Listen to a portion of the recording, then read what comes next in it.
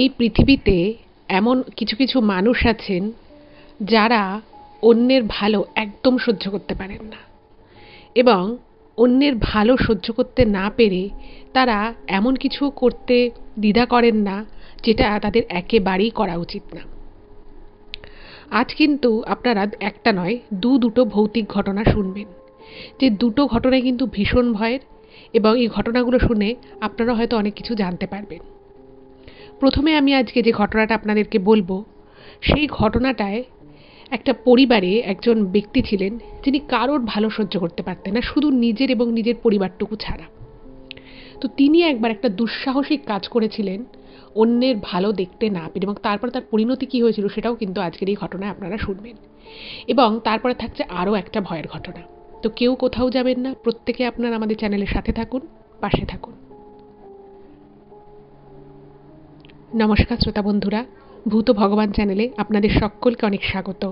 আশা রাখি সবাই খুব ভালো আছেন, আনন্দে আছেন, সুস্থ আছেন। আমাদের চ্যানেলে যে ঘটনাগুলো বলা হয় সেগুলো যদি আপনাদের ভালো লাগে তাহলে অবশ্যই চ্যানেলটাকে সাবস্ক্রাইব করবেন, ভিডিওগুলোকে লাইক করবেন। পুরো ঘটনাটা শোনার পর আপনাদের কেমন লাগলো সেই মূল্যবান মতামত জানাতে কিন্তু একদম ভুলবেন না।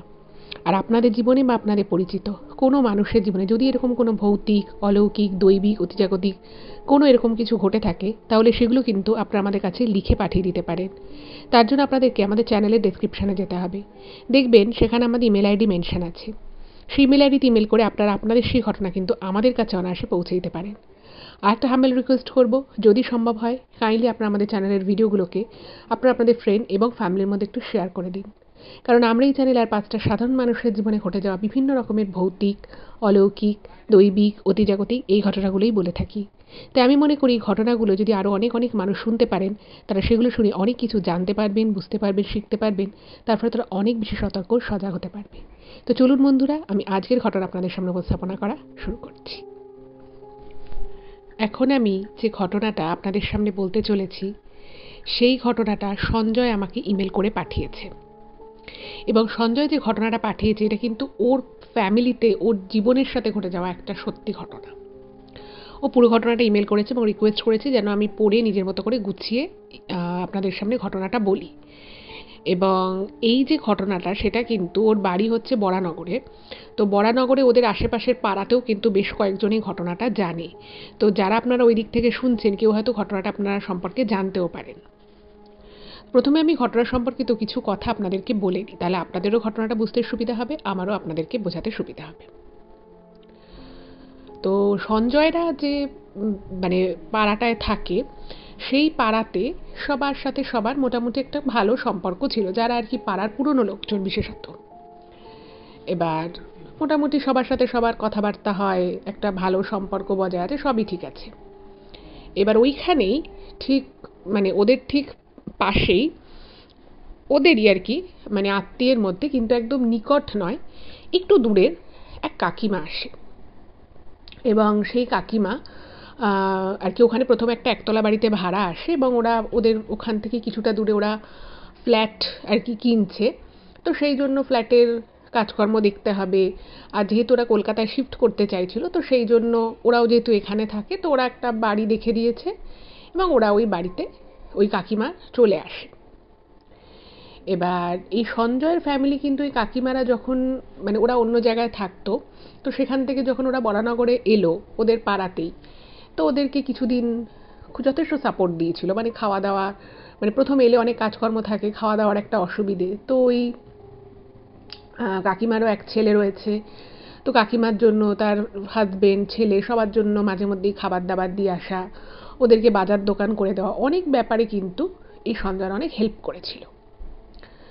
এবার প্রথম প্রথম কিন্তু ব্যাপারটা খুব স্বাভাবিক ছিল। স্বাভাবিক বলতে মানে ওই কাকিমার মানে হাঁটা চলা, কথাবার্তা বলা সব কিছু কিন্তু খুবই স্বাভাবিক ছিল।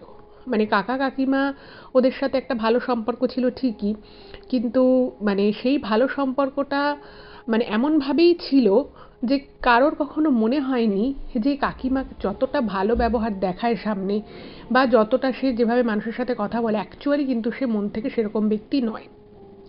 আর এই যে কাকিমা ছিল এটা হচ্ছে সঞ্জয়দের একটু দূর সম্পর্কের আত্মীয়, মানে কোনোদিনই খুব বেশি ওঠা বসা ছিল না, মানে আত্মীয় স্বজনের কোনো অনুষ্ঠানে হয়তো দেখা হতো, এরকম, আর বাড়ি হয়তো 2-3 বার যাওয়া আসা হয়েছে।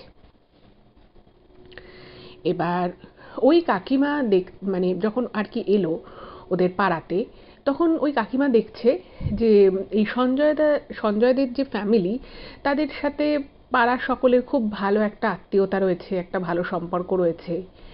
এবার সেগুলো দেখে না, মানে ওই কাকিমা যে ছিল তার একটা কিরকম মনে হতো, মানে সে একটু ইনসিকিওর ফিল করতো যে বাবা, এদের সাথে এদের সবার এত ভালো সম্পর্ক, এক ডাকে সব চলে আসে। আর সঞ্জয়ের বাবা খুব ভালো একটা গভর্নমেন্ট সার্ভিস করতেন, এবং সঞ্জয়ও কিন্তু যখন ঘটনাটা ঘটে তখনও কলেজে পড়ছে, 2nd ইয়ার। এবার ও পড়াশুনোয় খুব ভালো, ইঞ্জিনিয়ারিং পড়তো, তো সব কিছু খুব ভালো চলছিল। আর এদিকে ওই যে কাকিমা যে ছিল, তার ছেলে মানে মাধ্যমিক দেবে আর কি, কিন্তু সে ছেলের পড়াশোনার খুব একটা মন ছিল না। ছেলেকে এখানে এসে একটা স্কুলে ভর্তি করিয়েছিল, ভালো স্কুলেই, কিন্তু ওর পড়াশোনার প্রতি খুব যে আগ্রহ ছিল সেটা নয়। ছেলেটা খেলাধুলোয় খুব ভালো। যাই হোক, তো কাকিমা মাঝে মধ্যে না বলে ফেলতো যে তোমার, মানে এই সঞ্জয়ের মাকে বলতো যে তোমার ছেলে তো পড়াশোনায় অনেক ভালো, ওর তো উজ্জ্বল ভবিষ্যৎ, আমার ছেলের দেখো এরকম অবস্থা। মানে একটা মনে মনে যে একটা ক্লেশ কোথাও রয়েছে, মনে মনে কোথাও যে একটা রাগ রয়েছে, সেটা কিন্তু প্রথম প্রথম বোঝা যেত না। মানে প্রথম প্রথম সবাই ভাবতো যে হয়তো একটু দুঃখ করে বলছে। এবার জানেন তো, কিছু কিছু ক্ষেত্রে যেটা হয় যে মানুষ নিজের হুঁশটাকে খুইয়ে ফেলে এক এক সময়। তো বিষয় যেটা এবার দাঁড়ালো, কিছুদিন পরে পাড়ার সবাইকে হঠাৎ করে, মানে উনিও এসছে হয়তো পাড়ায়, কিছুদিন হয়েছে, তো এই ওর কাকিমা আর কি, সে কয়েকজনকে বলতে লাগলো যে আমি এই আত্মীয় আমাদের এখানে পাড়ায় আছে, কিন্তু এই আত্মীয় কিন্তু আমাদেরকে খুব একটা সাহায্য করে না। আমরা নতুন যে এখানে এসেছি, ছেলেকে স্কুলে ভর্তি করানো, তারপরে ফ্ল্যাট ট্যাট করে সমস্ত কিছুই আমরা নিজেরাই করেছি। আমাদেরকে তো মানুষ কেউ এতটা হেল্প করে না, নিজের আত্মীয় থাকতেও। এবার পাড়ার লোক কিছু কিছু হয়তো দেখেছে যে সঞ্জয় বা ওর বাবা মা এদেরকে হেল্প করেছে, কিন্তু সবাই তো আর সব কিছু দেখেনি, সব কিছু তো আর সবসময় সবাইকে দেখিয়ে করা সম্ভবপর হয় না। এবার যেহেতু পাড়ায় সঞ্জয়দেরকে সবাই খুব ভালোবাসত এবং অনেক দিনের পরিচিত, তো কথাটা ঘুরে ওদের কানে আসে। তো সঞ্জয়ের বাবা মায়ের খুব খারাপ লেগেছে, ওরাও অবাক হয়ে গেছে যে আমরা এত হেল্প করলাম, এত কিছু হলো, তারপরেও সে পাড়ার লোককে এরকম বলছে। তো তাদের একটা মনে মনে মনে না একটা মানে ধারণা হয় যে ওরা যখন এখানে এলো থাকতে তখন এত হেল্প করলাম, অথচ পাড়ার লোকেরা পুরো উল্টো কথা বলল। এবার তখন সঞ্জয়ের বাবা মা ভেবেছিল যে হয়তো কোনো কারণে কোনো ত্রুটি বিচ্যুতি হয়তো হয়েছে, হয়তো কোনো কিছু ওরা এক্সপেক্ট করেছিল সেই রকম হয়নি, কিন্তু সেই জন্য হয়তো ব্যাপারটা এরকমভাবে বলেছে। বাট এর ভিতরে যে একটা সম্পূর্ণ অন্যরকম বিষয় চলছে, বা ওদের মনের ভিতরে যে একটা চাপা রাগ রয়েছে, সেটা কিন্তু এই মানে সঞ্জয় ফ্যামিলি প্রথমে বুঝতে পারে না। তো ওরাও কিছু বলে না, কিন্তু ওই ওদের সাথে খুব ভালো ব্যবহার করা, ওদেরকে আরও হেল্প করা, সব কিছু করেছে। এবার সেই সময় ওনার ছেলে অঙ্কে খুব একটা ভালো ছিল না। এবার তার তখন ক্লাস 9। তো এবারে সঞ্জয়কে বলেছে যে একটা ভালো অঙ্কের টিচার এখানে কে আছে। এবার পাড়ার লোকেদেরকে জিজ্ঞেস করেছে, তো তারাও এক দুজন রেকমেন্ড করেছে। তো সঞ্জয় বলেছে যে ওই স্যারগুলো তো একটু দূরে হয়ে যাবে, খুবই ভালো, কিন্তু আমাদের এখানে কাছাকাছিও একটা স্যারের নাম বলছে উনি খুব ভালো অঙ্ক করায়। এবার যাই হোক, তো ওই মানে কাকিমার খুব একটা ইচ্ছে ছিল না যেখানে সঞ্জয় বলেছিল সেই স্যারের কাছে দেয়া, কিন্তু ওই কাকা যে ছিল, ওনার যে হাজবেন্ড, সে বলল যে না, সঞ্জয় যখন বলেছে ও নিজে এত ভালো পড়াশোনায়, ও তো ওর কাছেই অঙ্ক করতো, তো ঠিক আছে, তাহলে আমরা ওই স্যারের কাছেই ছেলেকে দিই। এবার দেখুন, আপনারাও হয়তো সহমত হবেন যে টিচার যতই ভালো হোক, যতই ভালো করে একজন স্টুডেন্টকে পড়াক, সব কিছু বোঝাক, যাই হয়ে যাক না কেন, স্টুডেন্টকে নিজেকে কিন্তু মানে শুধুমাত্র টিচারের দায়িত্বে কিন্তু একজন স্টুডেন্ট খুব ভালো রেজাল্ট কখনোই করে না। স্টুডেন্ট যদি নিজে পড়াশুনো করে, নিজে যদি তার দায়িত্ববোধ থাকে, তবেই কিন্তু সেই স্টুডেন্ট সে ভালো রেজাল্ট করে, তাকে নিজেকে অনেক খাটতে হয়। কিন্তু দেখা গেল যখন মানে ও 9 থেকে 10-এ উঠল, কিছুদিন পরে মাধ্যমিক, ওর অঙ্কের রেজাল্ট ভীষণ খারাপ হলো। এবার এতটাই খারাপ হলো যে স্কুল থেকে কল করেছে, টিচার ডেকে বলছে যে এরকম ওর অবস্থা, ও ওর তো ক্লাস 9-এর মানে একদমই অঙ্কে ভালো না, আর ও যে 10-এও উঠেছে, কিছুদিন হয়েছে ক্লাস 10-এ উঠেছে, তো সেখানেও ক্লাসে খুব একটা অঙ্কে ভালো রেসপন্স করছে না। এবারে বাড়ির লোকও জানতো যে তাদের ছেলে খুব একটা ভালো নয় পড়াশোনা, ওরা অতটা পড়াশোনার প্রতি মনোযোগী নেই। কিন্তু ওই যে বলে যে কারোর মনের ভিতরে যদি কোনো একটা বিষয় চলতে থাকে, সে কিন্তু সেটাকেই সব থেকে বেশি প্রায়োরিটি দেয়। এক্ষেত্রে কিন্তু সেটাই হলো। এক্ষেত্রে যেটা হলো, মানে ওই কাকা কাকিমা হঠাৎ করেই সঞ্জয়দের উপরে আরও বেশি রেগে গেল। ভাবলো যে ইচ্ছে করে তার মানে আমার ছেলেকে এমন টিচার রেকমেন্ড করেছে যার কাছে আমার ছেলে অঙ্ক শিখতে পারছে না। তো এটা নিয়ে একদিন ওদের বাড়িতে আসে এবং এসে সরাসরি না বললেও বেশ একটা যে ওদের রাগ হয়েছে বা মানে এটা না বুঝে যে ও একটা খারাপ টিচারকে রেকমেন্ড করেছে সেটা কিন্তু ওরা বলে যায়। এবার সে যেই সময়টা বলে যায় সেই সময় সঞ্জয় বাড়িতে ছিল, কলেজে ছিল। তো সঞ্জয়ের বাবা মা বলেছে যে দেখো টিচার উনি খুবই ভালো, তোমার ছেলে তো আর একা পড়ে না, আরও অনেক স্টুডেন্টই পড়ে, তো তাদের সবার তো আর রেজাল্ট খারাপ হচ্ছে না, ওকে বাড়িতে বেশি প্র্যাকটিস করতে, ও যেটা বুঝতে পারছে না স্যারকে জিজ্ঞেস করবে। কিন্তু ওই যে বলে যে কিছু কিছু মানুষ মানে অনেক ক্ষেত্রে এমন আছে যে তারা আগে থেকেই ঠিক করে নেয় যে তারা কিছু বুঝবে না, তারা নিজের চোখ কান সব বন্ধ করে রাখে। তো এক্ষেত্রেও এটা হলো। এবার সঞ্জয় যখন বাড়িতে এসছে, ওর বাবা মা বলেছে যে এরকম এরকম ঘটনা, তো সঞ্জয় তো খুব রেগে গেছে। সে বলছে যে কী বলছো, টিচারের কাছে কম ছেলে মেয়ে পড়েছে, ওনার ছেলে ভালো রেজাল্ট করেনি, নিশ্চয়ই ও অঙ্ক করতে পারে না বা অতটা বোঝে না, সেটা ওর ব্যাপার। এবার এই বিষয়টা যখন সামনে এলো তখন কিন্তু ওরা আরও বেশি রেগে গেল। ওরা তখন বুঝে গেল, মানে ওদের তখন মনে হলো, বিশেষত ওই কাকিমার, যে এই সঞ্জয়ই ইচ্ছে করে এমন টিচার রেকমেন্ড করেছে যাতে ওনার ছেলেটা ভালো রেজাল্ট না করতে পারে। তারপরে ওরা টিচার ছাড়িয়ে দিয়ে ওরা একটা অন্য টিচারের কাছে দিল। যাই হোক, তো এরপরে ওর মাধ্যমিকটা হয়ে গেল। মাধ্যমিকেও যে খুব ভালো রেজাল্ট করেছিল ওনার ছেলে সেরকম কিছু নয়, মোটামুটি আর কি সব সাবজেক্টে মানে ওরা একদম সাদামাটা নাম্বার নিয়ে পাশ করে, অঙ্কতেও সেরকমই খুব সাদামাটা পেয়েছে।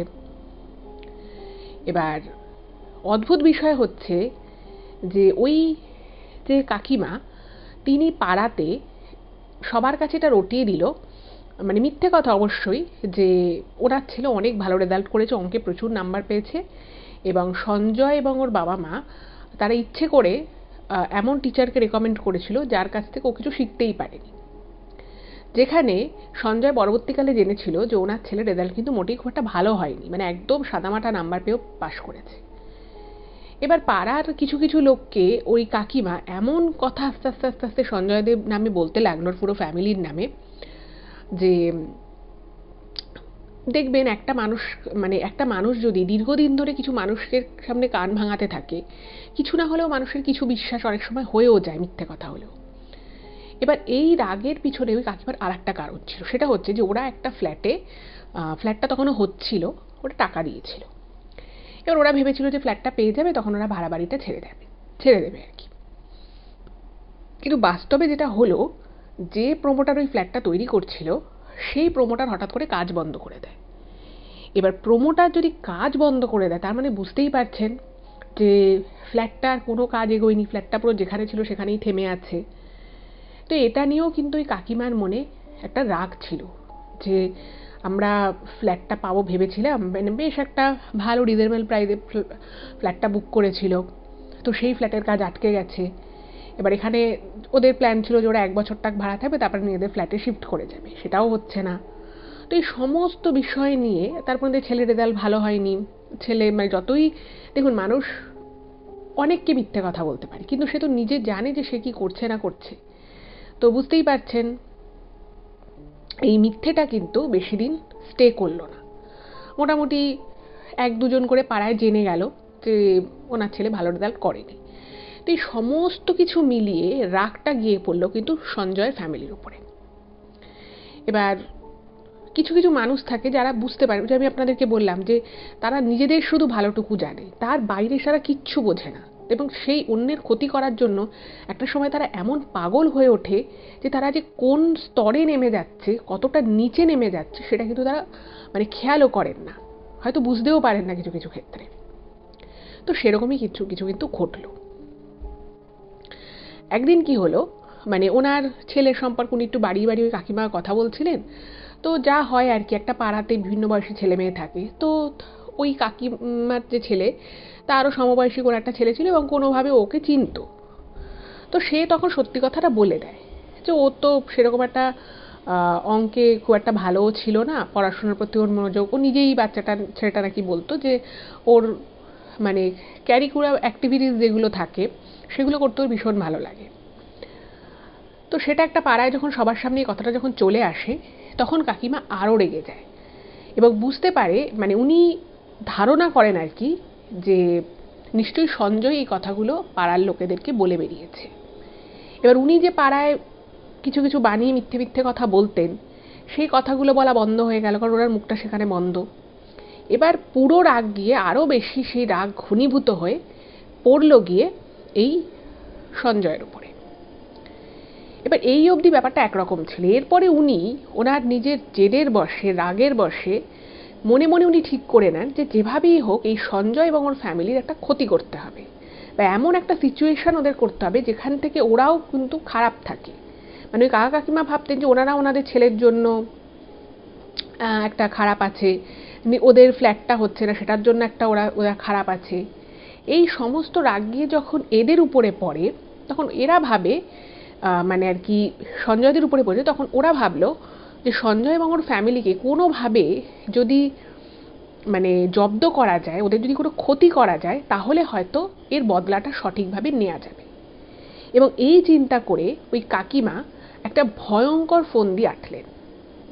যে ভয়ঙ্কর ফন্দিটা আপনারা যখন শুনবেন আপনাদেরও কিন্তু প্রচণ্ড খারাপ লাগবে এবং আপনারাও হয়তো ভাববেন যে একটা মানুষ এতটা নিচে কি করে নামতে পারে।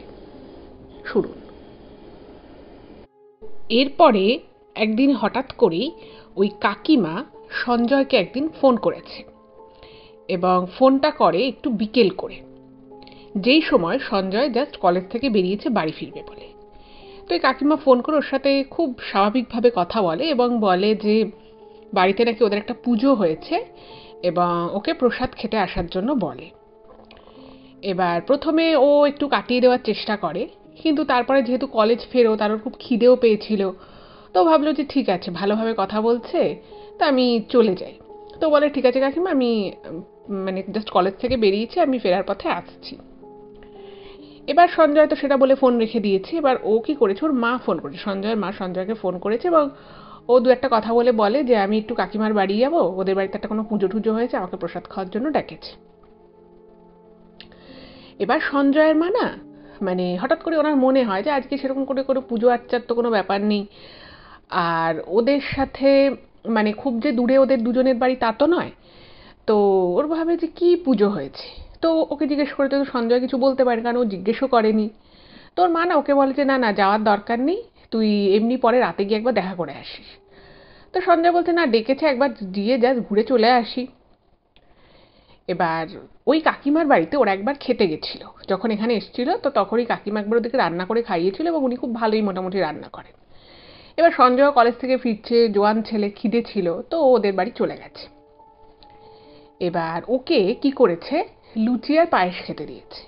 আচ্ছা, এখানে যে কথাটা সঞ্জয় মেনশন করেছে যে দেখবেন মানে কোনো একটা পুজো বাড়িতে আপনি যদি যান সেখানে ধূপ ধুনো ফুল চন্দন সব কিছু মিলিয়ে একটা কিন্তু খুব সুন্দর একটা গন্ধ বেরোয়, তাই না? এবার সেরকম কোনো মানে বাড়ির মধ্যে একটা যে পুজো হয়েছে সেই পুজো সেরকম কিছু তখন দেখেনি।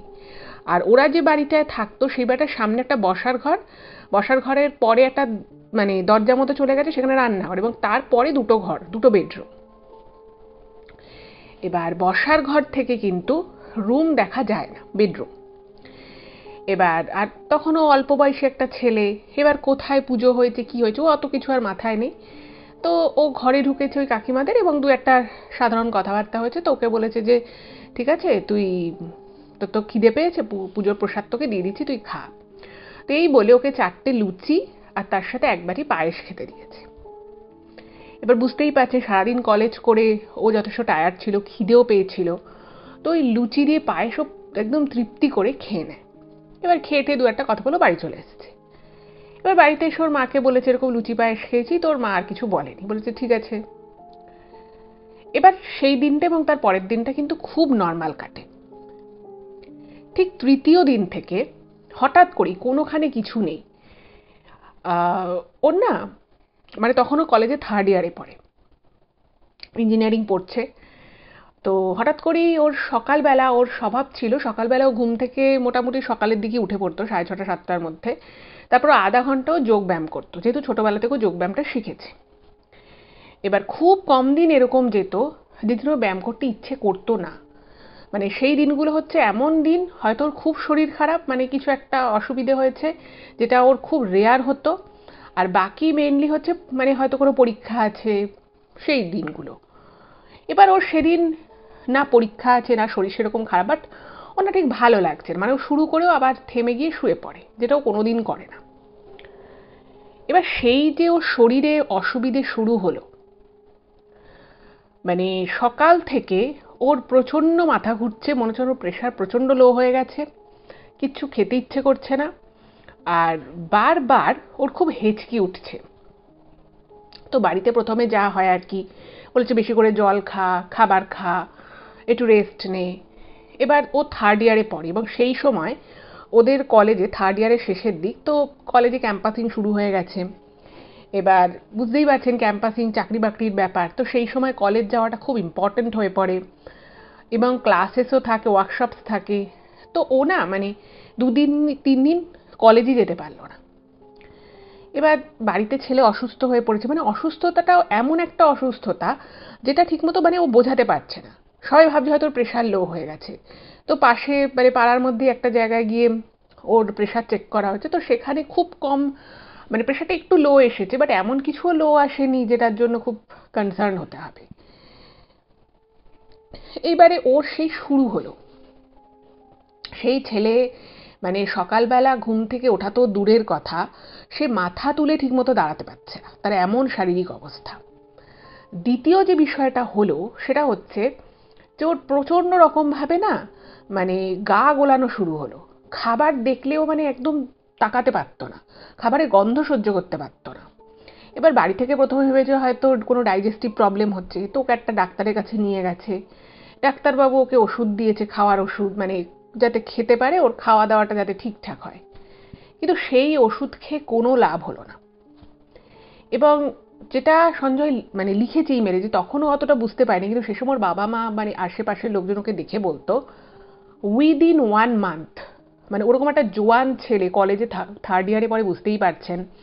আর ওর চেহারা স্বাস্থ্য ঠিকঠাক ছিল, ও কখনোই হেলদি ছিল না, বাট ও কখনো রোগাও ছিল না, একদম খুব ভালো, যেহেতু ব্যায়াম ট্যায়াম করতো ওর ভালো চেহারা ছিল।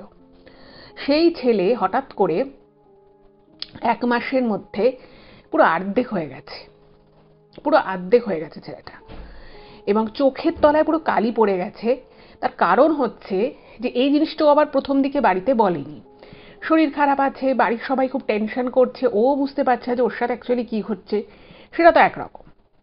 কিন্তু নতুন যে জিনিসটা শুরু হলো, প্রত্যেক দিন রাতের বেলা ও যখন শুতো ওর ঘরে, মানে একে তো শরীর ঠিক হচ্ছে না, সেটা নিয়ে ওর একটা টেনশন। দ্বিতীয় হচ্ছে পড়াশুনোর একটা বিশাল চাপ রয়েছে, সামনে ক্যাম্পাসিং রয়েছে। এবার ওর ওর না নিজেও খুব মেন্টালি ডিস্টার্বড হয়ে গেছিল। এর মধ্যে প্রত্যেক দিন রাতের বেলা ওর মনে হতো কিছু একটা ওর ঘরের মধ্যে ঢোকে এবং বেরিয়ে যায়। এবং যেটুকু ও বুঝতে পেরেছিল, মানে প্রথম প্রথম ও বুঝতে পারতো না অ্যাকচুয়ালি, কিন্তু তারপরে থেকে যখন একটু ভালো করে লক্ষ্য করা শুরু করে, ও বুঝতে পারতো না যে ওর ঘরের দরজা জানলার সব কিছু বন্ধ, ঘরের মধ্যে একটা কালো বিড়াল দেখতো। মানে ভাবুন, আপনার ঘরের দরজা জানলা সমস্ত বন্ধ রয়েছে এবং আপনার ঘরে কখনো কোনো বিড়াল ঢোকেও নি, এবং একটা বিড়াল যে শুধুমাত্র রাতের বেলায় আপনি হয়তো জাস্ট দেখলেন আপনার ঘরের একদিক থেকে অন্যদিকে গেল, হঠাৎ করেই আপনি দেখলেন। এবং ও যেটা মেনশন করেছে সঞ্জয়, যে ও যখন খাট থেকে উঠে ওই শরীরে ও যখন ঘরের লাইট জ্বালিয়ে দেখতো খাটের তলায়, আর বেশি বড় ওর ঘরটা নয়, তো খাটের তলায় বলুন বা টেবিলের নিচে কোথাও কোনো বিড়ালও দেখতে পেত না। কিন্তু প্রায়শই সপ্তাহে 3 থেকে 4 দিন ও ঘরের মধ্যে বিড়াল দেখতো, কালো বিড়াল। যে বিড়ালটা কোথা দিয়ে ঢুকতো ও জানে না, ইভেন মুহূর্তের মধ্যে সেই বিড়ালটা কোথায় বা চলে যেত সেটাও ও জানে না। তো এই জিনিসটা ওর সাথে কিন্তু সপ্তাহে 3-4 বার করে হওয়া শুরু হলো, এবং এই ব্যাপারটা ওর কাছে এত ট্রমাটিক হতে শুরু করলো আস্তে আস্তে, মানে ওর রাতের ঘুম উড়ে গেল। এদিকে যেটা হলো, ওর হাতে মানে ক্যাম্পাসিংয়ের আস্তে আস্তে এবার ডেটগুলো চলে আসছে, সমস্ত কলেজের ছেলেপুলেরা পড়াশুনো করছে, নিজেদেরকে গ্রুম করছে, ইন্টারভিউয়ের জন্য প্রিপারেশন নিচ্ছে, সেদিক থেকে ও কিচ্ছু করতে পারছে না। মানে ওর এমন শরীর খারাপ লাগছে, মানে যেটা ও লিখেছে যে সব থেকে দুঃখের বিষয়, মানে একটা কোম্পানি, খুব ভালো একটা নামকরা কোম্পানি ওদের কলেজে ক্যাম্পাসিংয়ে আসে, এবং এই কোম্পানিটার ক্যাম্পাসিংয়ে বসার জন্য ও সেকেন্ড ইয়ার থেকে প্রিপারেশন নিচ্ছিল। বাট আনফর্চুনেট ঘটনা হচ্ছে যে ওই কোম্পানিতে ও বসতেই পারলো না ক্যাম্পাসিংয়ে। মানে ক্যাম্পাসিংয়ের ইন্টারভিউ দেওয়ার জন্য বসলো, তারপরে পেলো না, সেটা একরকম, বাট ঘটনা যেটা ঘটলো, ও বসতেই পারলো না। এবার ভাবুন কতটা খারাপ লাগে একটা মানুষের। এবং এই জিনিসটা যখন হলো না, ওর প্রচণ্ড মনে মনে খারাপ লাগে যে আমি এতদিন থেকে স্বপ্ন দেখেছিলাম যে এই কোম্পানিটা আসবে, আমি এই কোম্পানিতে চাকরি করব, আমি যদি ইন্টারভিউ দিয়ে না পেতাম সেটা আলাদা ব্যাপার, কিন্তু ওর এতটাই শরীর খারাপ, মানে ও মাথা তুলে উঠতে পারতো না। এমতাবস্থায় যখন এরকম ঘটনাটা ঘটলো, ও না মানে প্রচণ্ড খারাপ লাগলো, প্রচণ্ড। তো কিছু করার নেই, এইভাবে কিন্তু আরও একটা মাস কেটে গেল, এবং কলেজে ওদের যে হেড ছিলেন তিনি ওকে মানে ইন্টিমেশন দিলেন, চিঠি পাঠালেন যে তুমি কি করতে চাও, তুমি কি আদৌ বসবে না, বসবে কি বসবে না, কারণ ভালো ভালো কোম্পানিতে আসছে, আগামী দিনেও আরও বেশ কিছু আসবে, তুমি যদি এভাবে না বসো সেটা তো ঠিক না। তো এই ব্যাপারটা নিয়ে ওর শরীর স্বাস্থ্য নিয়ে ওর মা বাবাও কিন্তু খুব উতলা হয়ে পড়লেন, খুব স্বাভাবিক ব্যাপার যেটা। যাই হোক, তো ওকে বড় বড় ডাক্তার দেখানো শুরু হলো। ডাক্তার দেখিয়ে ও 2-3 দিন ভালো থাকতো, তারপর আবার যেকে সে। এরপরে ওর মায়ের একটা সন্দেহ হয়, কেউ একজন ওর মাকে বলে, এবং ওর মায়েরও সন্দেহ হয় যে ছেলের এই বিষয়টা কিন্তু পুরোপুরি নর্মাল নয়। তো ওনারা তখন ভাবলেন যে না, এইভাবে বসে থাকলে চলবে না। তো প্রথমে ওরা ছেলেকে নিয়ে একটা অ্যাস্ট্রোলজারের কাছে গেছিলেন, তার খবরের কাগজে বেশ বড় বড় বিজ্ঞাপন থাকে, সে নাকি অনেক কিছু জানে, অনেক কিছু বলতে পারে। ও নামটা মেনশন করেছে, বাট আমি এখানে নামটা বলবো না। কিন্তু সেখানে গিয়ে 10,000 টাকা মতো ওরা খরচাও করে, কিন্তু কোনো লাভ হয় না। মানে তিনি কিছুই করতে পারে না, শুধু অনেক প্রতিশ্রুতি দিয়েছিলেন, কিন্তু সেই অ্যাস্ট্রোলজারকে দিয়ে দেখিয়ে যোগ্যটোগ্য করেও কিছু লাভ হয়নি। এরপরে ওরা দক্ষিণ 24 পরগনায় একজন ভদ্রমহিলার সন্ধান পায়, যিনি টাকা পয়সার বদলে কোনো কাজ করেন না, বাট যার যেটুকু সামর্থ্য সেটা দিলে মানে তাতেই উনি সন্তুষ্ট হন। তো ব্যাপার হচ্ছে যে উনি ওইভাবে কাজ করেন না, এবং ওইভাবে ওনার নামও সেভাবে কেউ জানে না। বললো যে আমি জানি না উনি দেখবেন কিনা, তো তুমি ছেলেকে নিয়ে একবার যেতে পারো। তো উনি একদিন যায় ওর মা ওকে নিয়ে, এবং সেই ভদ্রমহিলা নাকি একদম ওকে জাস্ট একবার দেখে ওর চোখের দিকে খুব ভুরু কুচকে তাকিয়ে বলে যে লোভ করে লুচি পায়েস খেয়েছিলি না, লোভ করে। এবার ও না পুরো মানে থতমত খেয়ে গেছে যে লুচি পায়েস, মানে ও তো প্রথম দিকে মনে করতে পারেনি। তারপর যখন ওর মনে হয়েছে যে হ্যাঁ লুচি পায়েস ওরকম খেয়েছে, তো বলছে আমি তো প্রসাদ খেয়েছিলাম। তখন এই মহিলা নাকি খ্যাক খ্যাক করে হেসে বলে, আরে বোকা, তোকে তো প্রসাদ বলে তোকে তো ক্ষতি করার জিনিস খাইয়েছিল ইচ্ছে করে, যাতে তোর ক্ষতি হয়, তোর পরিবারের মানুষের মন খারাপ থাকে, তারা যাতে খারাপ থাকে, তাদের যাতে ক্ষতি হয়, তুই বুঝতে পারিসনি। বলছে না। তো তখন উনি বলছে যে দেখ, মানে উনি হচ্ছে মা দুর্গার খুব ভক্ত। উনি বলছে দেখছিস আমার দুর্গা মা কত ভালো, কত তোকে ভালোবাসে, তোকে যা জিনিস দিয়েছিল তাতে তোর আরও বড় কোনো ক্ষতি হয়ে যেতে পারত, কিন্তু হয়নি, মা চায়নি। আর তুই তো প্রসাদ মনে করে খেলি, উনি তোকে হয়তো খারাপ জিনিস দিয়েছে, কিন্তু তোর মনে একটা ভক্তি ছিল, তুই জানতিস তুই প্রসাদ খাচ্ছিস, তাই জন্য দেখ তোর কিন্তু সেই মহা ক্ষতিটা হয়নি, ক্ষতি করেও করতে পারছে না। তোর মা না অবাক হয়ে গেছে, সঞ্জয় বলছে যে কি ব্যাপার, উনি একটু পরিষ্কার করে বলতে। এমনিতে তো বুঝতে পেরেই গেছে ওই কাকিমার বাড়িতে খেয়েছিল। তো তারপরে যখন সবটা সামনে এলো, তখন না ওরা পুরো হতভম্ব হয়ে গেল। মানে ওরা কোনোদিনও স্বপ্নেও ভাবতে পারেনি যে ওদের এই দুঃসম্পর্কের আত্মীয় কাকিমা ওরা মানে ওনাদের ছেলের এত বড় ক্ষতি করবে। উনি বললেন, মানে তখন তো সঞ্জয়ের মা বলছে যে আপনি যেভাবে হোক আমার ছেলেকে ভালো করুন। তো উনি বললেন আমি কি ভালো করব। উনি তখন ওকে প্রত্যেক দিন দুবেলা করে 108 বার করে মা দুর্গার নাম করতে বলে, আর ওকে একটা ঠাকুরের ফুল দেয়, এবং ফুলটা দিয়ে ওকে বলেছিল যে সেই ফুলটা ধুয়ে 7 দিন জল খেতে। আর বলেছিল যে যে কোনো কাজের আগে যখনই তোর শরীর খারাপ লাগবে, যখনই তুই কোনো কিছুর বাধা পাবি, তুই 108 বার করে মা দুর্গার নাম কর। আর বাড়িতে ওর মাকে বলেছিল মা দুর্গার নামে একটা ঘট স্থাপন করতে। তো এইগুলো করার পরে ও কিন্তু আস্তে আস্তে সুস্থ হতে শুরু করে। এবং যে জিনিসটা ওর হলো, মানে আমি আপনাকে পুরো একটা ঘটনা বলছি, মানে আপনার যদি কেউ ক্ষতি করার চেষ্টা করে কিন্তু হয়তো সে পারবে না, যদি সে না পারে তার ক্ষতিটা করতে, তাহলে কিন্তু মানে ভগবান যদি না চায় তাহলে কিন্তু তার ক্ষতিটা হয় না। কীরকম আমি আপনাদেরকে বলি, ও তো বেশ ভালো ভালো কিছু কোম্পানি প্রথম দিকে যারা ক্যাম্পাসিং করতেছে, ও তো শরীর খারাপের জন্য বসতেই পারলো না, যাই হোক, তো তারপরে ও একটা কোম্পানিতে কলেজ ক্যাম্পাসিংয়েই জব পায়। যাই হোক, তো সেই জবই ও জয়েন করে পরবর্তী সময়। এবং 3 বছর চাকরি করার পরে সঞ্জয় যেটা জানি, সবথেকে মজার ব্যাপার দেখুন, ও যে স্বপ্নের ওর যে ইচ্ছে ছিল যে আমি এই কোম্পানিতে চাকরি করব, যে ইন্টারভিউটাতেই ও বসতে পারেনি, 3 বছর পরে ও কিন্তু ওই সেম কোম্পানিতেই চাকরি পেয়ে যায়। ভাবুন কি সুন্দর একটা বিষয়। ওই সেম কোম্পানি, যে কোম্পানিতেও আজ থেকে 4-4.5 বছর আগে যখন ওই ক্যাম্পাসিং হচ্ছিল ও বসতেই পারেনি, ওর এত মন খারাপ হয়ে গেছিল, 3 বছর পরে কিন্তু ওই কোম্পানিতেই ও জব পায়। এবং এই ঘটনার পর থেকে মানে ওদের তো প্রচণ্ড রেগে গেছিল, এবং ওই কাকিমারাও বুঝতে পেরে গেছিল যে এরা হয়তো বুঝতে পেরে গেছে। তো ওরা নাকি তারপরে ওই পাড়া থেকে মানে ভাড়া উঠে অন্য পাড়ায় চলে যায়। আর ওই যে ভদ্রমহিলা ছিল দক্ষিণ চব্বিশ পরগনায়, তো তিনি বলেছিলেন যে যে ক্ষতি করেছে সে নিজেই তার শাস্তি পেয়ে যাবে, তোমাদের কিছু করার দরকার নেই। এবং সত্যি সত্যি কিন্তু এটা হয়েও ছিল। মানে উনি যেই সঞ্জয় এত বড় ক্ষতি করার চেষ্টা করেছিল, এরপরে নাকি ওই কাকিমার শরীর খুব খারাপ হয়ে যায়, বিভিন্ন রকম ফিনান্সিয়াল প্রবলেমস ওদের আসতে থাকে, ওদের ফ্ল্যাটটা আজ অবধি নাকি হয়নি, ওনার ছেলেও বিশেষ একটা খুব একটা কিছু সেরকম করে না, মানে সব কিছু নিয়ে ওরাই কিন্তু অ্যাকচুয়ালি খারাপ আছে এখন।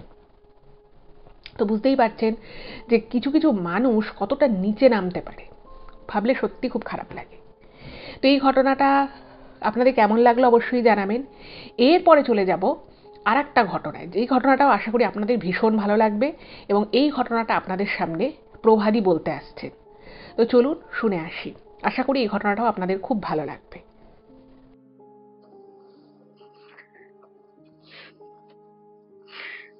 নমস্কার বন্ধুরা, আপনারা সবাই আশা করি খুব ভালো আছেন। আজকে আমি আবার এলাম আপনাদের কাছে একটি গল্প নিয়ে। এটা কিন্তু কোনো গল্প নয়, এটা সত্যি ঘটনা। যেহেতু অনেকদিন আগে ঘটে গেছে তাই এটা গল্পই হয়ে গেছে। অনেকদিন আগে, তখন আমরা মানে বোনেরা, ভাই সবাই ছোট। এবার আমার মামারা আসতো মামা বাড়ি থেকে। তা মামার এসেছে, মাসি এসেছে, ছোট মাসি, মামা মাসি এসেছে শান্তিপুর থেকে। এখন আমরা সবাই মিলে খুব আনন্দ করছি। আনন্দ বলতে এই বাড়িতে একটু বাইরে কিছু কিনে এনে খাওয়া, তারপরে একটু নানান খেলাধুলো এই সমস্ত করা। তারপরে পুকুরে গিয়ে মামা আবার খুব ভালো ঝাঁপ দিতে পারতো। ঝাঁপ দেওয়া, ঝাঁপ দিয়ে সেখানে ডুব দেওয়া, ডুব ডুব দিয়ে হুশ করে চলে যেত অন্যদিকে, অন্য পাড়ে গিয়ে উঠতো। পুকুরের জলের মধ্য দিয়ে নিচ দিয়ে যেত, জলের নিচ দিয়ে গিয়ে অনেক দূরে গিয়ে উঠতো। সেই সব দেখে আমরা খুব মজা পেতাম বোনেরা। যাই হোক, তা মামা ছিল একটু দুষ্টু। দুষ্টু বলতেও কি হচ্ছে, মানে একটু ঘোড়া, একটু আহ পাখির ডাক ডাকা, মানে প্রত্যেকটা মানুষ ঘরের অতিষ্ঠ হয়ে যেত। যখন ধরো বাবা ঘুমোচ্ছে, হুম, নাইট ডিউটি দিয়ে আসতো, দুপুরবেলা ঘুমোচ্ছে, অমনি তখন গিয়ে গাছের কাছে গিয়ে, আমাদের বাড়িতে গাছ ছিল, সেখানে গিয়ে কোকিলের স্বরে ডাক দিত। ব্যাস, বাবার কিছুক্ষণ পরে ঘুম ভেঙে যেত, খুব রাগারাগি করতো, আমাদের বকতো, ওকে তো কিছু বলতো না, ছোট শালা বলে কথা। যাই হোক, এরকমই মামা একদিন বলল কি, চল চল, আমরা সবাই মিলে শ্মশানে যাই, চল। তখন আমরা ছোট ছিলাম তো ভয়ও লাগতো। মাসি বললো চল, তো কিছু হবে না। এখন মা ওরা জানবে না, বললো কেউ জানতে পারবে না, চল চল চল আমরা যাই।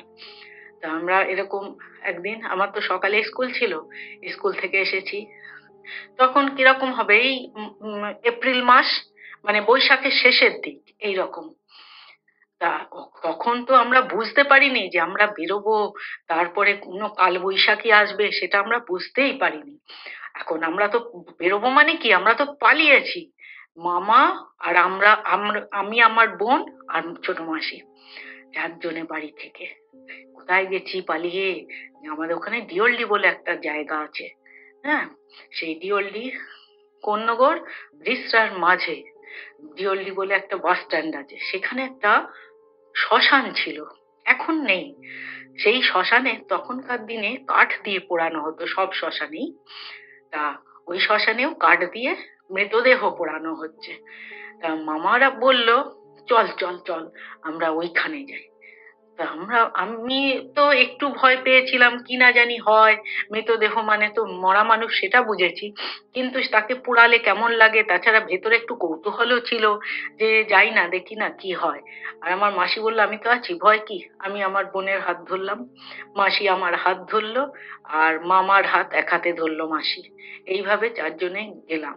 দূর থেকে দূর থেকে দেখতে পাচ্ছি যে মৃতের বাড়ির লোকজন বসে আছে, কান্নাকাটি করছে, আর ভেতরে আগুনে পুড়ছে একটা মৃতদেহ। তা আমরা ভালোক মতন সেখানে ঢুকে গেলাম। সবাই কিন্তু বকলো, আমরা যেহেতু বাইরে থেকে এসেছি তখন কিন্তু মানে বাইরে কারুকে দেখলে, এটা ঠিক কথাই, কোনো বাড়ির লোকজন, কোনো মৃতদেহের বাড়ির লোকজন তারা কিন্তু সরিয়ে দিত। তা আমাদেরও বকা দিয়েছিল। তা আমরা সরে গিয়েও না যাওয়া, লুকিয়ে দেখছিলাম। ওদের সামনে আমরা পড়িনি ঠিকই, কিন্তু আমরা লুকিয়ে দেখছিলাম অন্য দিক দিয়ে। ওখানে তো পাঁচিল ভাঙা ছিল, অন্য দিক দিয়ে ঘুরে গিয়ে সেখান থেকে লুকিয়ে চারজনে দেখছিলাম। ছোট মামা ছিল খুবই দুষ্টু প্রকৃতির। এবার ও কি করেছে, দেখতে দেখতে দেখতে দেখতে না, ও বুঝতেই পারেনি কখন সন্ধে হয়ে গেছে আর মৃতদেহের বাড়ির কোনো লোকজন নেই। আমরাও বুঝিনি অবশ্য। হুম। এবার ঝোপ ও পাশে ঝোপ, প্রচুর বড় জায়গা, ঝোপে ভর্তি, সাপখোপ থাকতে পারে, সন্ধে হয়ে এসছে। তখন মামা বলল কি, এই চল চল এবার আমরা বাড়ি যাই। তখন আমরা বাড়ি যাব কি, তখন এসছে ঝড়। কে জানতো যে তখন এরকম, যখন তখন তো কালবৈশাখী হতো, আমরা অতটা ব্যাপারটা বুঝিনি। আমরাও ওখানে আটকে গেছি। এবার এত বড় ঝড়, সেই ঝড়ে কি করে আমরা বেরোবো, আমরা শ্মশান থেকে বেরোতেই পারছি না। প্রাণী মোটে চারটে, আমরা দুই বোন, মাসি আর মামা, চারজনে। মাসি তো বড় একটু আমাদের থেকে, বলল কি, চল আমরা এই শ্মশানের মধ্যেই বসি। একটা জায়গা একটু শেড মতো ছিল, হ্যাঁ, চাল চাল করে দিত, মানে ছাদ মতো ছিল, সেই ছাদের মধ্যে নিচে লোক থাকতো বর্ষার সময়। মৃতদেহের বাড়ির লোকজন তার লোকের যতক্ষণ না সব দাহ হয়ে যেত ততক্ষণ ওখানে অপেক্ষা করতেন তারা। সেইখানে চারজনে ঘাপটি মেরে বসে রইলাম মেঝেতে, উবড়ো খাবড়া ভাঙাচোরা মেঝে। সে যেন মনে হচ্ছে গাছ ভেঙে পড়বে। আর নিভে গেছে, চিতা নিভে গেছে। নিভে গেছে সে ভালো কথা, নিভে গেছে। আমরা তো ভয়ে কেঁদে ফেলেছে আমার বোনটা। হ্যাঁ, মাসি যত থামাচ্ছে তবুও চুপ, বলছে চুপ করে কাঁদ, কাঁদলে জোরে কাঁদবি না, আওয়াজ হলে কিন্তু খুব সর্বনাশ হবে আমাদের। হুম। এখন দূর ওসব কে বোঝে, সব ভয়েতে অস্থির।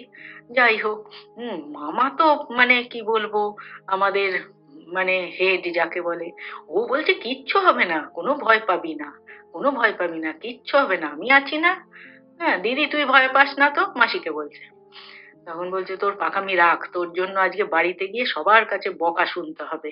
হ্যাঁ, বাড়িতে সবাই কি ভাবছে বলতো, কত চিন্তা করছে আমাদের জন্য, কে শোনে কার কথা।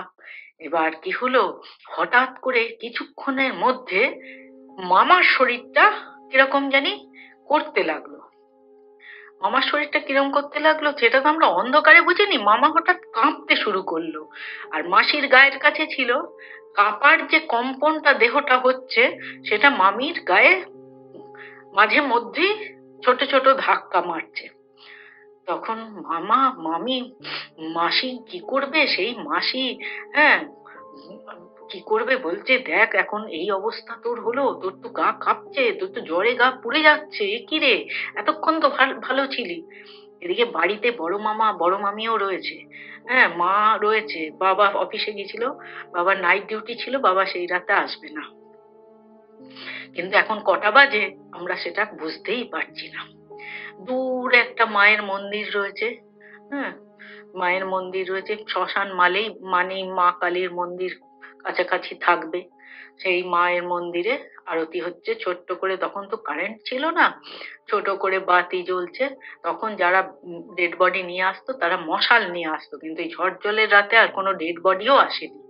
যাই হোক, তারপরে মামাকে কি করা যাবে, এখন তো কিচ্ছু করার নেই, ওকে তো নিয়ে যাওয়া যাবে না, আর কথাও বলতে পারছে না, কেমন জানি দাঁতে দাঁত লেগে গেছে। এখন কি করা যায় ভাবছে, ভাবতে হুম মাসি বলছে যে চল, বড় মামা বড় মামিকে, অর্থাৎ মাসির তো বড়দা বড় বৌদি হয়, খুব ভয় পেত। আমি বলছি মামি তো খুব বকবে, মাসি কি করবে, তখন তো আমরা জানি না যেরম হবে। এদিকে ঝড় থেমে গেল, তার সাথে শুরু হলো প্রবল বৃষ্টি। সেই প্রবল বৃষ্টিতে চারদিক যেন ঝাপসা, একে তো অন্ধকার, তার উপরে যেটুকু বিদ্যুতের ঝলকানি দিচ্ছে তাতে দেখা যাচ্ছে বিপুল বৃষ্টি হচ্ছে। সে যে মানে চারদিক সাদা, এত মোটা নালে বৃষ্টি হচ্ছে। এবার বাড়ি তো যেতেই হবে। হ্যাঁ, মামা তো পারবে না, মামাকে তো টেনে হেঁচড়ে বাড়িতে নিয়ে যেতে হবে, কি করে নিয়ে যাব এখন তো বুঝতেই পারছি না। তখন এদিকে মাসিকেও আমরা ছাড়বো না। মাসি বলছে দাঁড়া, উম, এখান দিয়ে বেরিয়ে তোরা তিনজনে থাক, মামাকে এখানে শুয়ে পড়েছে যখন শুয়েই থাক, আমি রিক্সো পাই নাকি দেখি। ওই বৃষ্টির মধ্যে মাসিকে আমরা ছাড়বো, আর তার উপরে ছোট বোন ভয়েতে হাঁ করে কাঁদছে। মানে ওর তো এমনি ভয় পায়, তার মধ্যে ভীষণ জোর ভয় পেয়ে গেছে, কাঁদতে কাঁদতে অস্থির কাণ্ড। তখন আমরা আর কি করি, আমরা বললাম দেখো মাসি, গেলে আমরা তিনজনে যাই, মামা শুয়ে থাকবে যাক। বলে সে কি রে, ওর যদি আবার কিছু হয়, এটা শ্মশান বলে কথা। আমি বললাম দেখো, উম, সেটা তো আমরাও তো থাকতে পারবো না।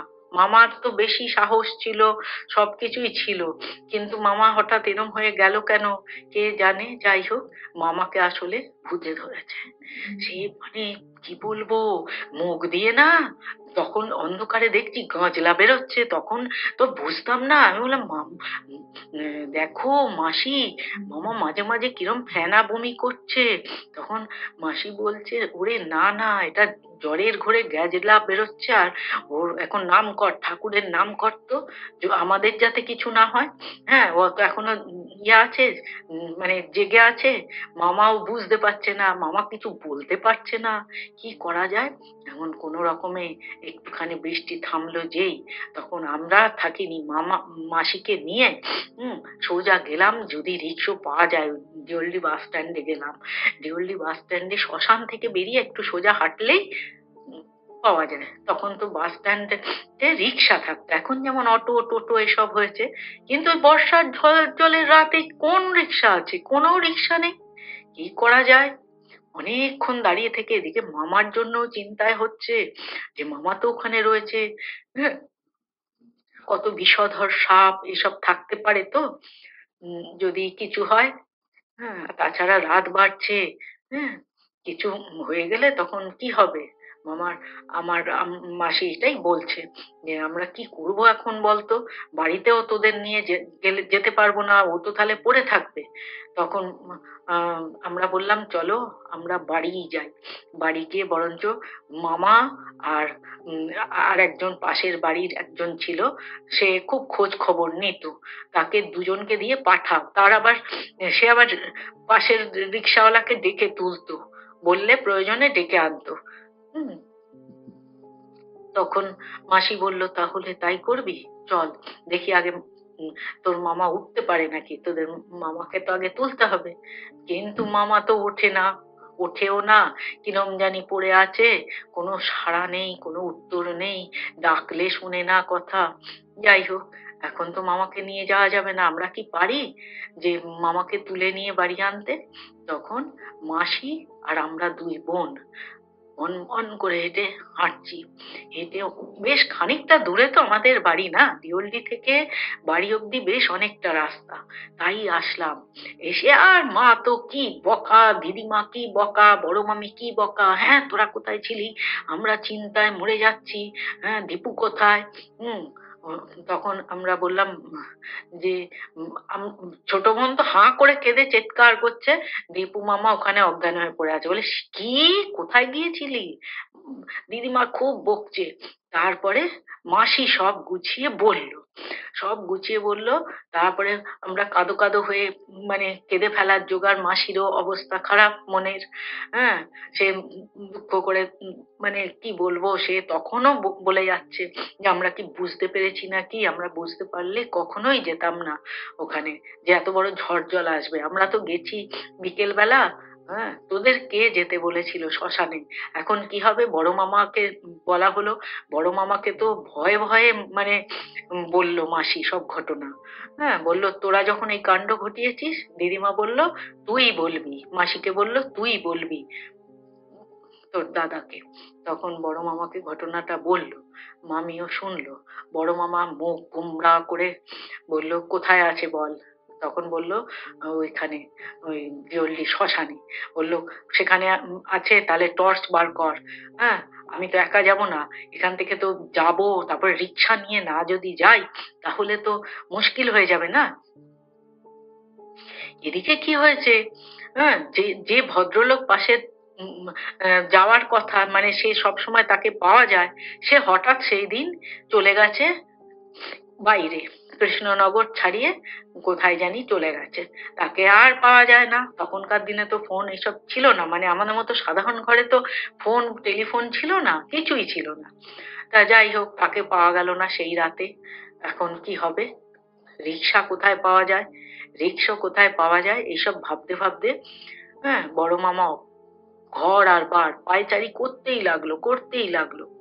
তারপরে সেখানে এসে সেই বাড়ির থেকে, যে বাড়িতে গিয়ে ওই ভদ্রলোকের খোঁজ নিয়েছিল, তার বউ এলো। তখন তার বউ বলল যে এই পাশের গ্রামে সামনের বাড়ি, যে সামনের বাড়ি থেকে গুনে গুনে 3 নম্বর যে বাড়িটা আছে, সেই বাড়ির ছেলেটা রিক্সা চালায়, তার বাড়ি রিক্সাতেই, তার রিক্সাটা বাড়িতেই আছে। সেও নিশ্চয়ই বাড়িতে আসে, ঝড় জলে নিশ্চয়ই সে বেরোয়নি। দাদা গিয়ে দেখুন না, যদি সেখানে পেয়ে যান তাহলে আপনারা চলে যান। বলে আপনারা বলতে আমি আর আমার বোন যাব, আর কেউ তো যাব না। যদি আপনার হাজবেন্ড থাকতো ঘরে তাহলে ওকে নিয়ে আমি আর ও যেতাম, দীপুকে পায়ের কাছে বসিয়ে হাত ধরে চ্যাংদোলা করে নিয়ে আসতাম। যাই হোক, এখন তো কিছু করার নেই।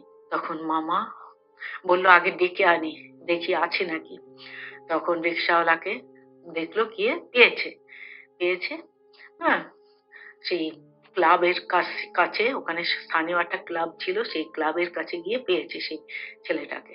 তারপরে তাকে নিয়ে, রিক্সাটাকে নিয়ে মাসিকে ডেকে নিল। মাসিকে ডেকে নিয়ে বলল চল, যেমন গিয়েছিলি এখন আবার আমার সাথে চল। মাসি তো ভীষণ ভয় পায় তার বড়দাকে। যাই হোক কোনো রকম উঠলো, কেননা দোষ তো করেছি আমরা, আর বড়রা বেশি, আমাদের মামা কিছুই বলেনি, বড় মামা মামি কিছুই বলেনি।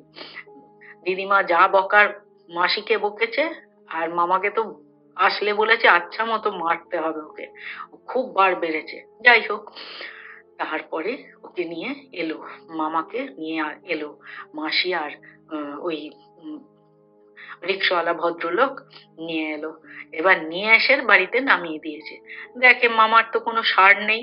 তখন দিদিমা বলল ওর এই দুষ্টুমির জন্য একদিন কি যে হয়ে যাবে ওর কেউ জানতে পারবে না। যাই হোক, চোখে মুখে জল দাও, হাত পা ধুইয়ে দাও। হ্যাঁ, চোখে মুখে জল দেওয়া হলো, হাত পা গরম জল দিয়ে মুছিয়ে দিতে বললো, মুছিয়ে দেওয়া হলো। তারপরে কপালে জলপট্টি দেওয়া হলো। রাতের মধ্যে জ্বর খানিকটা নামলো, কিন্তু ও কারুকে চিনতে পারে না, তাকাচ্ছে, মানে চিনতে পারছে কিনা সেটা তো আমরা বুঝতে পারছি না। মানে ও চারদিকে ফ্যাল ফ্যাল করে তাকাচ্ছে। হ্যাঁ, তখন আমাদের বলে কি কি ঘটনা হয়েছে এবার বলতো। দিদিমা শান্ত মুখে বলল তোদের মুখে শুনতে চাই। তখন আমি তো একটু বড় বোন, আমার বোন তো অত বলতে পারে না, আমি যতটা বুঝেছি যতটা দেখেছি বললাম। বলে বুঝতে পেরেছি, ওই ঝড়ের সময় গাছের থেকে নেমে এসে কোনো প্রেতাত্মা ওর ওপর ভর করেছে। তোরা ওর কাছে ওকে ছুবি না, তোরা দূরে থাক। আমাদের বোনদের সরিয়ে দিল। মাসিকে বলল তুই ওর মাথার কাছে থাক আপাতত, দেখি মীরাকে, আমার মার নাম ছিল, যাই হোক, বললো দেখি মীরাকে জিজ্ঞেস করে। হ্যাঁ, এদিকে বড় মামিও তো ভয় পেয়েছে প্রচন্ড, যে কি হলো রে বাবা। বড় মামি আবার ভীষণ ভয় পায় এসব ভূত প্রেতকে। যাই হোক, তখন বলছে দেখি কি করা যায়। মাকে নিয়ে আলোচনায় বসলো। সঙ্গে বড় মামি আছে, কিন্তু বড় মামি কোনো উত্তর দিচ্ছে না, হ্যাঁ না কিছুই বলছে না। বলে কি করা যায় বলতো, এ তো কোনো ডাক্তারের কাজ নয়। তখন আমার মা বলল, আছে মা, আছে, সাধু আছে একজন, সেই সাধু ধন্বন্তরী সাধু। হ্যাঁ, এই সমস্ত কাজগুলো হয়তো করলেও করতে পারে, কিন্তু তিনি থাকেন খামারগাছি। হ্যাঁ, বর্ধমান জেলার খামারগাছি বলে একটা জায়গা আছে। হ্যাঁ, সেখানে আছে বালানন্দ আশ্রম, তার পেছনে এক পর্ণ কুটিরে সেই সাধুর বাস। আমি বললাম, সেই সাধু সবসময় ভালো কাজই করে, কিন্তু যেহেতু আমার খামারগাছি থেকে দীক্ষা নেওয়া আছে, দেখি উনি এইসব কাজ করেন কিনা। কিন্তু এখান থেকে নিয়ে যাওয়া তো সম্ভব না, আমরা না হয় ট্রেনে যাব।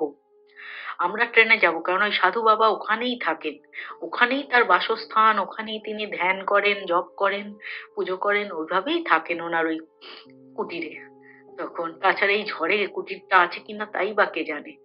তখন দিদিমার তো মাথায় হাত পড়লো, বড় মামাও বলল আমি এর মধ্যে নেই, তোমরা যা পারো করো গে যাও, গাড়ি ঘোড়া যা লাগে আমি সব ব্যবস্থা করে দিচ্ছি, তোমরা যেভাবে হোক যাও। কিন্তু ওকে তো, মামার কথা বলছে, বলে দীপুকে তো এইভাবে এই অবস্থায় কোনো ট্রেনে নিয়ে যাওয়া যাবে না। বলে ঠিক আছে। তখনকার দিনে কিন্তু ট্যাক্সি, মানে লোকেদের গাড়ি বলতে, প্রাইভেট কার বলতে সেরকম ছিলই না। এখন কি করা যায়। তখন এর পরের দিন, একদিন রাত কেটে গেছে, একদিন এক রাত। পরের দিনের তখন সন্ধ্যের আগে, হ্যাঁ, বলছে এখনো তো গাড়ি ঠিক হলো না, ও তো একটু একটু গলা ভাত খাইয়েছি, শুয়ে শুয়েই খাচ্ছে, গিলছে, খেতে তো চিবোতে পারছে না, তাই জন্য গলা ভাত শুধু মুখে নামিয়ে দিচ্ছে, ও গিলে নিচ্ছে। হ্যাঁ, এখন কি করে ওকে নিয়ে যাওয়া যায় সেই চিন্তা করছে। তখন পাশের উম, যে যে রিক্সাওয়ালা ছিল, সেই রিক্সাওয়ালা ভদ্রলোক এসে গেছে কৃষ্ণনগর থেকে। হ্যাঁ, তখন তাকে সব ঘটনা বললো। সে বলল আছে, আমার এক পরিচিত আছে, সে জিটি রোডে ট্যাক্সি চালায়। তখন বলল তাকে একটু খবর দাও না। বলে তার বাড়িতে যেতে হবে, ঠিক আছে আপনি যখন বলছেন, এত বড় যখন একটা ইয়ে হয়ে গেছে, বিপদ হয়ে গেছে, আমি এক্ষুনি সাইকেল চালিয়ে যাচ্ছি তাকে বলতে। সে যদি যায়, রাতের বেলা ছাড়া তো তার সাথে দেখা হবে না, সে সারাদিনে গাড়ি নিয়ে রাস্তায় থাকে। আর বললাম না, তখন তো কারোর ঘরে ফোন ছিল না, টেলিফোন, এইসব সাধারণ লোকের ঘরে টেলিফোন মানে ব্যবহার হতো না, জানতো না, বিশাল বিলাসিতার জিনিস, দামি জিনিস, তখন কি থাকছিল।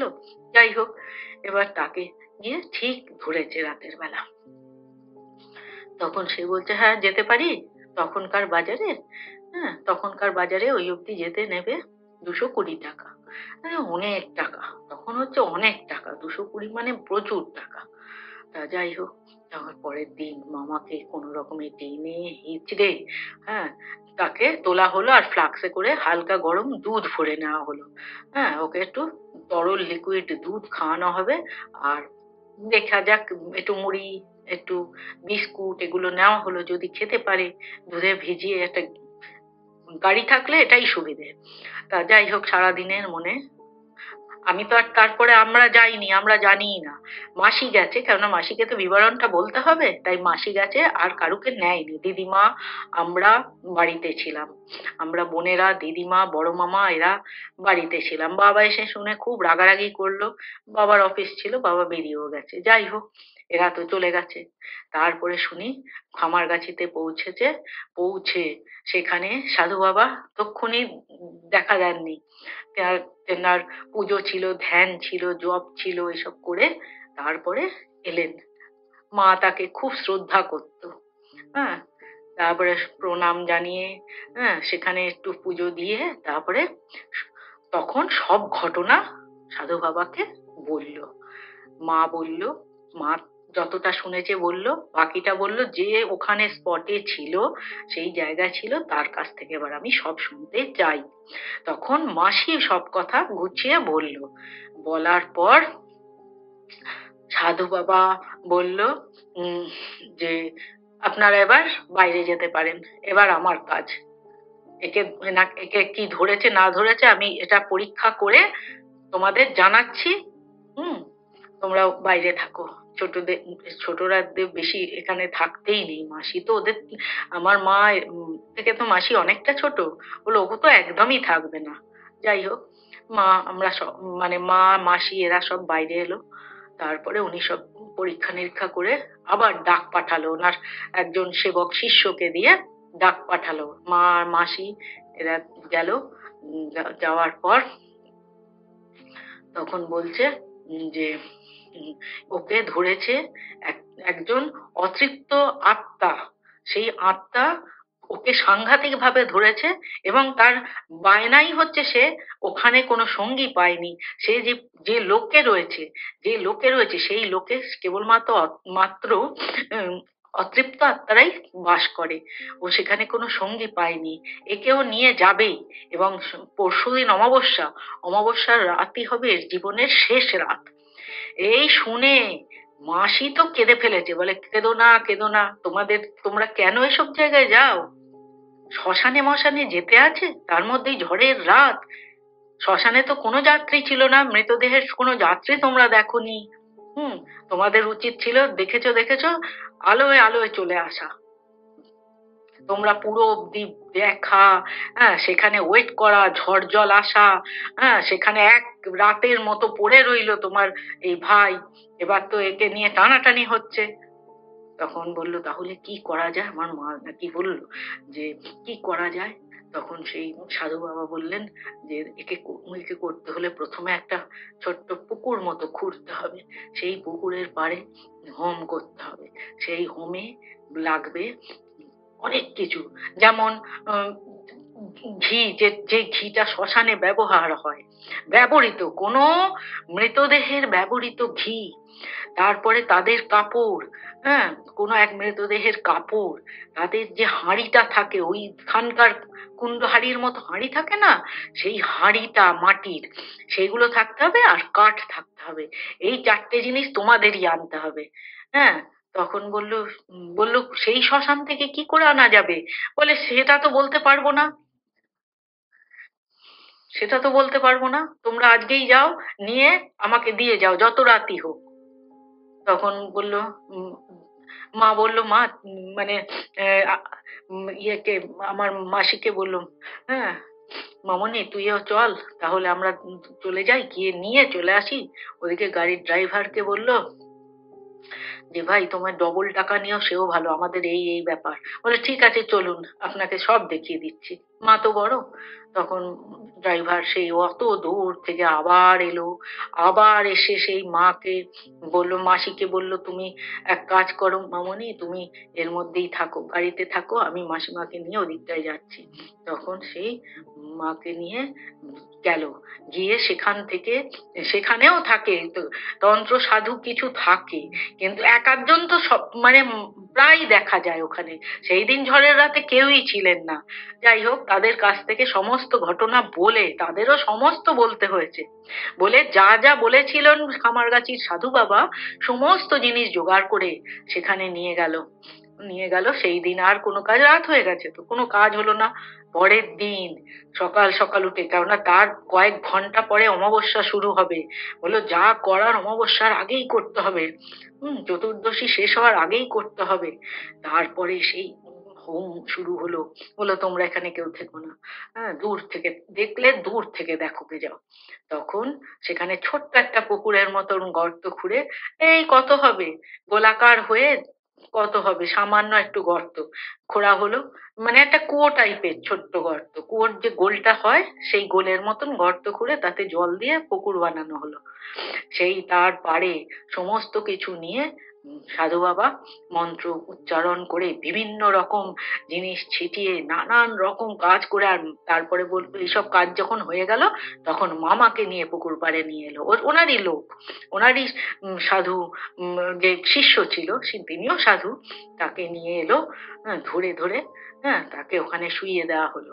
শুইয়ে দেওয়ার পর তার গায়ে ওই মৃতদেহের ঘি, তারপরে এসব লাগানো হলো, কাঠ ছোঁয়ানো হলো। সেই পোড়া পোড়া কাঠ শ্মশানের, সেই ছোঁয়ানো হলো। মানে নিজের নিজের মন্ত্র মন্ত্র পাঠ, ওদিকে ধূপ ধুনো তো এরা সহ্য করতে পারে না, সেখানকার ঘি, সেই ঘিও পোড়াচ্ছে, ওদিকে মন্ত্র পাঠ করে ওর গায়েও একজন লেপছে। মানে সাধু বাবার যে সঙ্গী, সে যে শিষ্য ভদ্রলোক, যে সাধু, তিনিও সাধু মানুষ, তিনি গায়ে লেপে দিচ্ছে, ওদিকে সাধু বিভিন্ন রকম প্রেত আত্মা তাড়ানোর মন্ত্র পড়ছে। তখন মামার মুখ দিয়ে বেরোলো যে আমার আমার তাহলে প্রেত, আমাকে মুক্তি দিতে হবে, আমাকে যে কোনো ভাবে হোক মুক্তি দিতে হবে শ্রাদ্ধ শান্তি করে। তখন মামার কথা মুখ থেকে যখন এই কথাটা বেরোলো, তখন সাধু বাবাজি তিনি বললেন, ঠিক আছে, তাই হবে, তবু একে প্রাণে মেরো না, বলে আজই করে দিতে হবে, তাহলে অমাবস্যায় আমি একে নিয়ে যাবই। তখন সমস্ত বললো, তোমার গোত্র, নাম কি কি ছিল, কোথায় বাসস্থান, তোমার পিতা মাতার নাম কি, সমস্ত কিছু জেনে নিয়ে এবার দ্রব্য লাগবে, সব শ্রাদ্ধর আয়োজন তো আর ছোটখাটো নয়, দ্রব্য লাগবে। সেও বলল আমি সব আনিয়ে কুড়িয়ে দিচ্ছি। আমার মাকে ডাকিয়ে আনালো, এনে বললো এই এই ব্যাপার। তখন বলল ঠিক আছে, আমার তো কাছে এই মুহূর্তে কোনো কিছু আনা সম্ভব না, আর পয়সাও আমার হাতে অত নেই। তখন কত 20 টাকা 50 টাকা খুব বেশি হলে এরম থাকতো লোকেদের হাতে, সাধারণ লোক তো।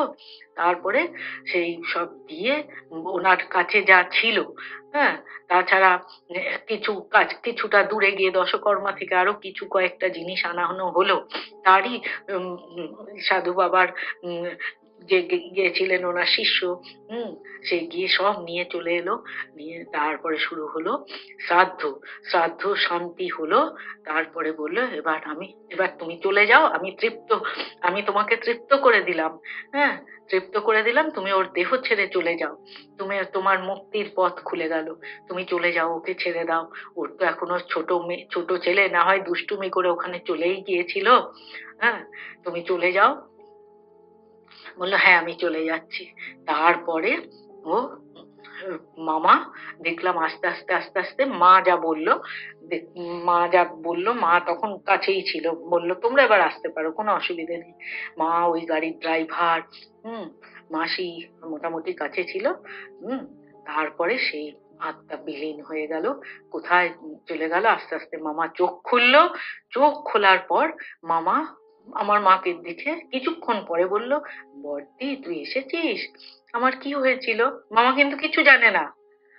বলল সব, সাধু বাবা বলল তোমার সব মনে পড়বে, তুমি এখন কিছু উঠে স্নান করো, ভালো করে এই মা গঙ্গার জলে স্নান করো। স্নান করে আশ্রমের যে প্রসাদ আছে পাশে, আমার মায়ের তো গুরুবাড়ি ওই দিকটায়, সেই খামারগাছির যে গুরুবাড়ি বালানন্দ আশ্রম, বললো ওইখান থেকে মায়ের ভোগ গ্রহণ করো, ওখান থেকে গুরুদেবের ভোগ গ্রহণ করো, তোমরা সকলেই স্নান করবে, কারণ এত বড় একটা কাজ হলো তো, এটা তো শ্রাদ্ধের কাজ, তোমরা সবাই স্নান করো। স্নান করে, আর আমি তো এগুলো সব জলেই ভাসিয়ে দেওয়া হবে, আমার শিষ্য গিয়ে সব জলে ভাসিয়ে দেবে, পুকুরও বুঝিয়ে দেওয়া হবে, সব কাজ শেষ, তোমরা গিয়ে এবার যেতে পারো। আর মা বলল সাধু বাবা আমার যে অনেক টাকা ধার রয়ে গেল। সাধু বাবা এত ভালো, বলে ধার, কার ধার, কিসের ধার, কোনো ধার নেই, হ্যাঁ, একজন বাচ্চা ছেলে, একজন মায়ের সন্তান এত ছোট বয়সে মারা যাবে, এই কাজ তো সকলের করা উচিত, যতটা পারবে ভালো কাজ সকলের করা উচিত। আমি না হয় ওইটুকু করেই দিলাম, তাতে কি হয়েছে, কিচ্ছু দিতে হবে না আমাকে, পয়সা কিচ্ছু দিতে হবে না। আমি কি পয়সা নিয়ে কারবার করি, আমার আমার আমি সাধু মানুষ, আমার সাথে পয়সার সাথে সেরকম কোনো যোগাযোগ নেই। মাঝে মধ্যে ঠিকই কিনি, ঠিকই কিছু কিনে কাটতে করতে হয়, সেগুলো আলাদা কথা, সেই পুজোর সামগ্রী এইসব, কিন্তু আমি তো, তুমি নেহাত এই কামারগাছির গুরুদেবের শিষ্য বলে, তাই তোমার কথা শুনে আমি তোমার ভাইকে চেষ্টা করলাম, ও যাতে কি করে ভালো হয়ে যায় সেই চেষ্টা করেছি মাত্র, আমি কেউ না। তোমরা ভালো থাকো, তোমার ভাই ভালো থাকুক, তবে হ্যাঁ, ওর দুষ্টুমিটা কমাতে হবে। ওর এই যখন তখন বাড়ি থেকে বেরিয়ে যাওয়া, যেখানে সেখানে চলে যাওয়া, ওর তো অনেক হাওয়া বাতাসও লেগেছিল, এই এই তালে সমস্ত কিছু বেরিয়ে গেল। ওর প্রচুর ওর ওপর বাজে নজর ছিল।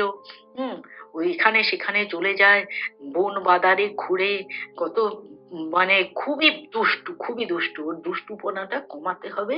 আর মাজিকে বলবেন, মানে আমার যে দিদিমা, ও বলে মাজিকে বলবে যেন সেই ছেলেকে অন্য কোথাও যাক, স্কুল যাক, এমনি পাড়ায় ঘুরুক, সব ঠিক আছে, কোন রকম যেন ঝোপ জঙ্গল, শ্মশান, এসব জায়গায় যেন না যায় কখনো। এরপরে কিছু হলে কিন্তু ওকে বাঁচানো যাবে না। হ্যাঁ, তারপরে মা ওরা প্রণাম সারলো না, সাধু বাবার সাথে দেখা হয়ে গেল, এবার চলে আসছে। চলে আসার আগে আশ্রমে ঢুকলো। সেখানে সমস্ত যেমন যেমন বলেছিল, মা গঙ্গার সামনে দিয়ে বয়ে গেছে, সেখানে সব স্নান করলো। মামাও গিয়ে, মামা দুর্বল, প্রচন্ড দুর্বল, দুদিন খায়নি, পুরো দুদিন হতে চললো। যাই হোক, স্নান করার পর সবাই সুস্থ, মাথা ঠান্ডা, সবকিছু হয়ে গেল। হ্যাঁ, তারপরে মামাকে নিয়ে ওখানে গুরুদেবের ওখানে যে ভোগ হয়, রোজ হয়, সেখানে অন্নভোগ গ্রহণ করলো, করে সবাই তৃপ্তি পেল। এমনকি ড্রাইভার ভাইও সেখানে স্নান করেছিল, গঙ্গায় স্নান করে সেখানে গুরুদেবের ওখানে ভোগ গ্রহণ করে কিছুক্ষণ বিশ্রাম নিল। হ্যাঁ, তারপর সবাই আবার অন্যগড়ের উদ্দেশ্যে রওনা হলো। সেই রাত, ভয়ঙ্কর রাতের কথা আমি আজও ভুলিনি। হ্যাঁ, সেই মামা আছেন বেঁচে, সে এখন খুবই ভালো আছেন। হ্যাঁ, খুবই, মানে ভালোবাসেন লোককে, সেবা পরায়ণ, তারপরে দীক্ষা দিয়ে থাকেন, বৈষ্ণব ধর্মে দীক্ষা দেন, ভালো আছেন। সেই ছেলে ওই গুরুদেবের আশীর্বাদে, মায়ের গুরুদেবের আশীর্বাদ তো ছিলই, তারপরে যিনি ওনার মামার ওপর থেকে প্রেতাত্মার ভূতটা ছাড়িয়েছিলেন, হ্যাঁ, তারও আশীর্বাদ ছিল। তাছাড়া এইভাবে তো হয় না, তার মায়েরও একটা সংকল্প ছিল এসে পুজো দেওয়া। সেই পুজো, অর্থাৎ আমার দিদিমা, সে পুজো দিল, সমস্ত লোকজন খেলো।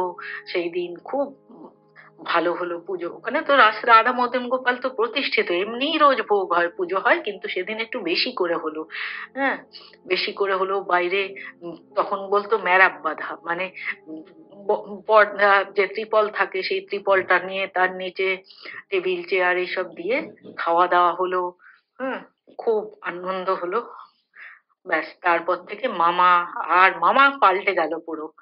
এমন বকা দিয়েছে দিদিমা বাড়ি এনে, ওরে বাপ রে বাপ! সেই থেকে মামা, মাসি আর আমরা কোনো দিনও, ওই মামাও তালে পড়ে আমাদের নিয়ে যেতে পারিনি, মামা বলেই নি, আর আমরাও ভয় পেয়ে গেছি। সেই থেকে আর কোনো দিন এসব কাজ করিনি, মানে কোথাও যাইনি। তা এই ছিল আজকের ঘটনা, বললাম এটা কিন্তু গল্প নয়, এটা সম্পূর্ণ সত্যি ঘটনা। আপনাদের কেমন লাগলো জানাবেন। নমস্কার, সবাই ভালো থাকবেন। প্রভাদের এই ঘটনাটা আমার তো ভীষণ ভালো লেগেছে। আপনাদের কেমন লাগলো অবশ্যই কিন্তু জানাবেন। আর যদি ভালো লাগে প্লিজ চ্যানেলটাকে সাবস্ক্রাইব করবেন, আর ভিডিওগুলো একটু আপনাদের ফ্রেন্ড এবং ফ্যামিলির মধ্যে শেয়ার করে দিন। আপনারা ফেসবুক, হোয়াটসঅ্যাপ যে কোনো মাধ্যমে কিন্তু ঘটনা শেয়ার করতে পারেন। সকলে খুব ভালো থাকবেন, দেখা হবে আবার পরবর্তী এপিসোডে। নমস্কার।